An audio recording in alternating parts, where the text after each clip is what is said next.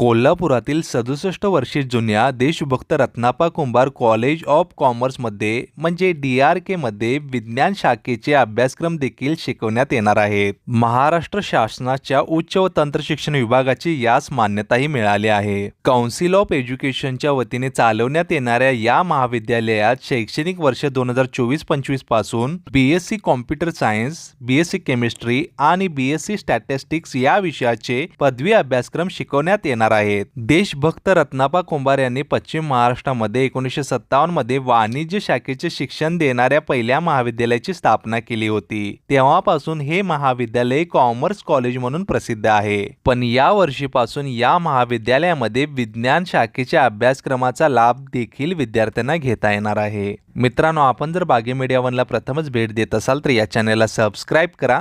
आमच्या मार्फत तुम्हाला नवनवीन शैक्षणिक माहिती तसेच बातम्या कळतील।